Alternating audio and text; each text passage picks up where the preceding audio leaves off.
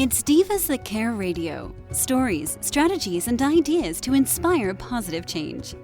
Welcome to Divas That Care, a network of women committed to making our world a better place for everyone. This is a global movement for women, by women, engaged in a collaborative effort to create a better world for future generations. To find out more about the movement, visit divasthatcare.com after the show. Right now, though, stay tuned for another jolt of inspiration. Hello, everyone, and welcome back to the Divas That Care. My name is Candice Gish, and I am the host of this program. Well, I am very excited. I'm going to be introducing you to a brand new diva to our program. Her name is Hasina Patel, and I'm just very excited because Hasina is from South Africa, and she's going to be sharing some amazing stuff with all of us today. For any of you that have just tuned in for the very first time, though, a big welcome to all of you. We're so excited that you have tuned in.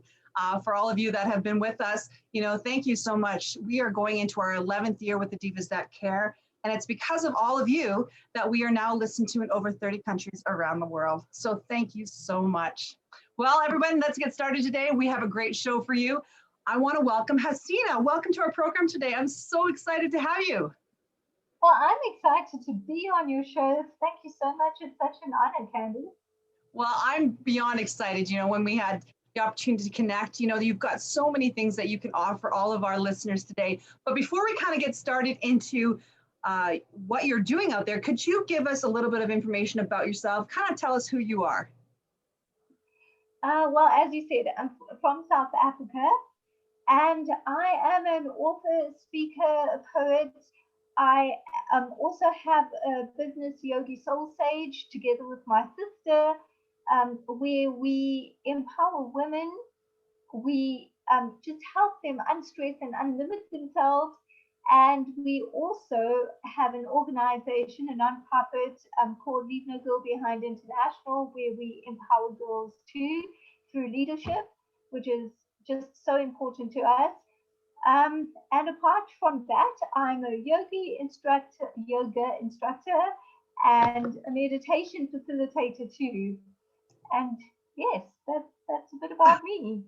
I love that. And what a time, I think of the last year and all the stresses that people have been through, and having yoga in your life, I think is really important because it helps with de-stressing and it helps you with so many aspects. So can you tell our listeners about that? Because I do know a lot of people know about yoga, but do they really understand the benefits of what it does for you? Well, that's such an important point because yes, yoga definitely de-stresses you. And one doesn't notice, people think that you do yoga for exercise or they think it's a very spiritual thing. And it can be both of those. But because we're using the breath such a lot, and the breath nourishes you. It when you breathe deeply, you're actually massaging your organs, you're nourishing your organs, you're giving the toxins an opportunity to leave just by exhaling that deep breath. So because you're using breath, you're using a lot of stretching. The stretching that we do in yoga practice is what little babies do. If you watch babies, they're always stretching their legs. There's a pose in yoga called happy baby pose. No need to wonder where it comes from. So these are just natural things, and we lose that. We go to school, we're taught to sit at a desk with a chair, we grow up, we sit at desks, we work, and we lose the posture, we lose the way that our body is meant to function. And that doesn't just lead to our physical, I'm going to call it degeneration, but it also leads to us not being able to breathe deeply, not being able to think and create the space to just be. When we create that silent space, we can be connected, whether you believe in connecting with your heart, your center, your core, source within, God, whatever you want to call that. So yoga has such a lot of different functions, giving you the opportunity to nourish your mind, your body, your soul/spirit. I love that. Yeah, I love it. It's a natural anti-ager too. Yes, definitely. And I think that we all are probably experiencing that these days. So I love that. And When I went through all your information here, you mentioned earlier about a program called Leave No Girl Behind. I am very interested in that. Would you kind of tell us about that? Yes. So Leave No Girl Behind International, Shamima, my sister, and I started this program. We registered it as a nonprofit in 2013. So what happened was it actually started in 2010. We were deciding to write a book, and we thought, well, we had already started mentoring girls because when girls grow up, they're taught who to be, what to do, what their place is. Everything is about being appropriate. And I know I'm stereotyping right now. There are a lot of parents who are doing an amazing job of nurturing their girls' individuality. However, for the most part, most of us have grown up that way. And so we were mentoring girls and we started writing this book, getting participants, successful men and women from around the world to give girls advice. And we thought it was going to be about 1,000 women giving their advice. And we hadn't included men at that stage. And then I was a huge fan of Dr. Wayne Dyer. I read his material and I suddenly thought, I wonder what advice he would give to his daughters because he had six daughters and two sons. So I called into his radio show at that time and I asked him that. And his advice was very profound. And I said, well, can we use it in our book? And at the time he said to me, yes, I'm saying this on national radio and it won't cost you a penny. So we put his words in our book and it shifted. It was, instead of just words of advice by women, it became um, how to create a change or shift on the planet through girls' empowerment. And there were words from men, women, and young people. Yeah. So from that book, that's when our organization was born, where we decided to call in a shift on the planet in our little way. Oh, wow. What an inspiration. And to have these young girls that'll be able to read this book is going to be so powerful. When do you think that your book will be coming out? Well, that book is already out.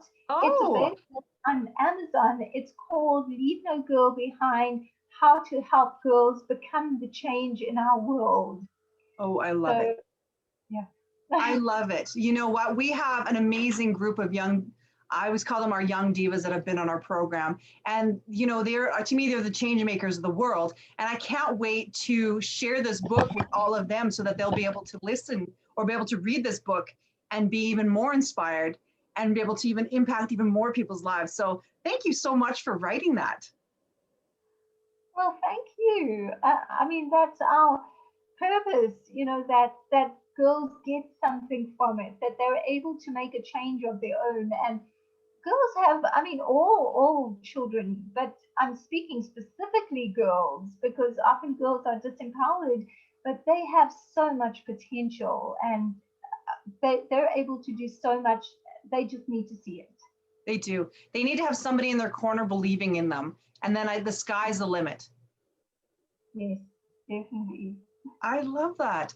Well, and then, then you mentioned that you're having another book that you're writing right now and you're going to be coming out. So, so I got the two of those confused. Would you mind talking a little bit about that one? Yeah, sure. Well, Candice, that's the one that's called The Truth Walker's Journey, The Unbecoming of Who You Are Not. And that is, well, it actually came through me. I like to say that because it was something where it started on a journey where I was diagnosed with a fibroadenoma in my breast.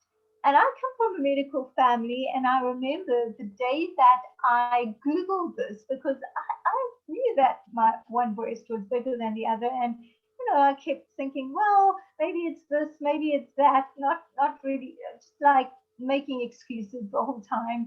And I was in a corsetier's shop, and he was fitting me for a bra. And what happened was he asked if he could put his hand in a certain place to fit me for the bra, and I said, of course. And he said, I'm going to ask you a loaded question. When last did you go for a mammogram? Haven't been. And he said, well, you might want to consider that. It's very grainy in there.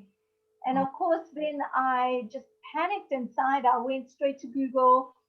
I know how to diagnose and so on. I grew up in my dad's medical practice. And eventually, when I did go to a doctor, my dad had crossed over by then, and I went to a GP and said, this is what I feel it is. And it was confirmed by the ultrasound and the mammogram. And it was, the fibroadenoma was benign, thankfully, but it was also the size of a lemon. I'm only 4'11" and a half. So that was huge. And then came the question, how do you not notice that? Like, how do you walk around with this growth the size of a lemon in your breast and you're not noticing? And that just led me to ask the question. So that led me down a path where I began to find my truth and just live according to my truth. And I believe that we are not defined by circumstances. We're not defined by other people's expectations unless we choose to be. And the only way that we can truly be guided is living according to our truth, our connection to our core. So that's what it's all about. And it's not about becoming anything. It's about unbecoming who we are not. Because when we were babies, we started off worthy. We didn't have to become. We knew who we were. And with the village that raises us, we tend to forget. We tend to take on their fears and insecurities. Nobody's fault. This is, parents teach the best they know how. Teachers, everyone, they have their own fears and insecurities. And we take these on. And then it's a matter of recognizing that and then unbecoming who we're not to be truth walkers. I love that. That is absolutely beautiful and inspiring. And I can't wait to read that. I'm beyond blown away with everything that you're doing. You've got this huge, beautiful spirit that I think the world really needs to see. And I'm very honored that you took the time today just to be on our program to share this with us today. Well, thank you. I so appreciate your words and I received that. And I appreciate you because I feel your energy too. And it's also just creating that spirit of having everyone know how much they can do. I believe everybody can make an impact in this world, and you're definitely doing that. I should ask you, how do our listeners get a hold of you? I know that you are in South Africa, but do you do a lot of webinars and things like that? So maybe our listeners in India or our listeners in North America could take in like classes or anything like that. Thank you for asking. Well, I would love to hear from listeners. They can definitely reach out at any time with any comments or questions or anything. My best email is hello@hasinapatel.com. And they can reach out. So yes, I do have a program. So my sister and I have, the one program is called the Unbreakable Tribe. And this is a space, a really safe, supportive space for women, where we help to unstress and unlimit women, like I said at the beginning, that most of us are really just stressed or we feel limited. I just spoke to a client a while ago who said that I just feel like I need more certification, like it's not enough, I can't teach right now. And this is what this group is all about. It's about giving the support, the masterminding, the accountability, and also the personal growth and development. And I also teach my unbecoming system. And we actually are able to have this group, and women can belong to it, women from around the world, whether you're in India, United States, Canada, around the world, and we have 2 calls a month. We're able to reach out to each other. We have Facebook group, and I post videos so everyone can stay inspired, they can stay connected, not feel like they're doing it alone. Whenever you're on a new journey, you feel like, do I have to do this alone? And they don't have to. So to belong to the group, they can just reach out through my email, hello@christinapatel.com, or they can even go to my website, christinapatel.com, and they can just go to work with me, to coaching, and they will see the Unbreakable Tribe. They can look for that. That is an alternative. I love that. We need that. We need that connection with one another. And I love that you've got a group that's able to do that. I'm going to be posting that social media on all of your links on our social media so that everybody makes sure that they get to the right place. Oh, thank you so much. Yes. And I mean, if anyone just wants to reach out, I love just forming connections with people around the world. We can do that. We can all support each other. I love it. Thank you so much. I should ask you, is there any last minute tips that you would love to leave our listeners today? Yes, definitely. So I would actually love to walk listeners through a part of my unbecoming system. When you have a dream, or you're working on something that you're really excited about, and those feelings of fear or insecurity or the perception of failure, because there's no such thing as failure, but your perceptions of failure come in and they threaten to just stop you, just limit you, then you need to get to the space where you're creative, where you feel productive and worthy. And how I do that, there are 5 building blocks of unbecoming, and I'm going to just quickly run through 2. So the first one, the most basic one, is gratitude. And it's just making a list of all the things you're thankful for. Now, bear in mind, gratitude is not an item that you list. It's a feeling. So when I say list these items that you're in gratitude for, it's not what you're supposed to like. I'm thankful for my family and for, whatever God in my life, all these things. And they're very worthy things that, we are grateful for. But in the moment, you may be not feeling grateful for anything except you breathing at this moment. You may be grateful for just your heartbeat. You may be in that low space where you are. Maybe you can only feel gratitude for, like, your pet's hug, or your pet rubbing against you, or a baby's laugh.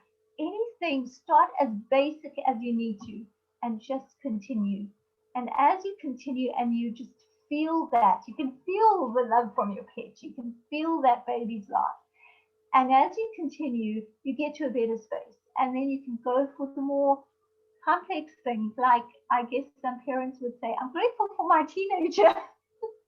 No, that was a bad joke. But there are times when the people in our lives, we feel like, okay, we don't know how to sort of we feel gratitude, but we might feel irritation. So you just go to the next place, wherever you're basically grateful for. And then one more tip is, I like to take empathy. We always think empathy is where you feel for someone in an unfortunate circumstance. And that is a great thing, where you can feel compassion. You can then reach out to them in a way that they can receive it. But how about if we feel empathy in a good way, and feel empathy in a way that if they're feeling joy, you've maybe felt joy before and you can relate to it.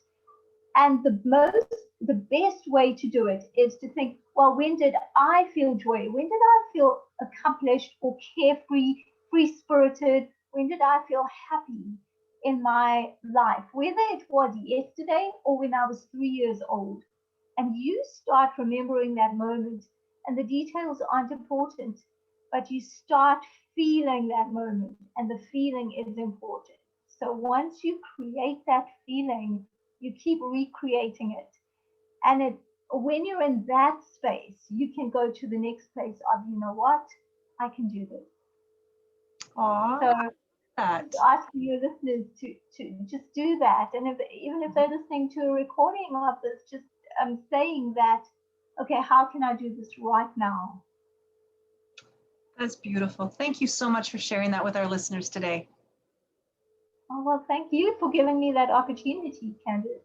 Well, I'm beyond happy that you were able to be my guest today, and I hope that you will come back on the program again.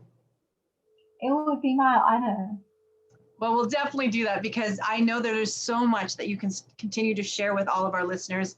And I think that we would be beyond grateful for you to come back on our program. So I will definitely book another time with you so that we can do another show. I look forward to it. Thank you so much, Candice. I really enjoyed myself talking with you. Well, thank you. And a huge thank you to all of our listeners. As I said earlier in the program, it's because of all of you that we've continued to expand our program. We have amazing listeners all around the world now. And I'm just so thankful that you pass our programs on to your friends and family. What I'm going to be doing is posting all of Hasina's information on all of our social media platforms so that you can take these programs, you can share it.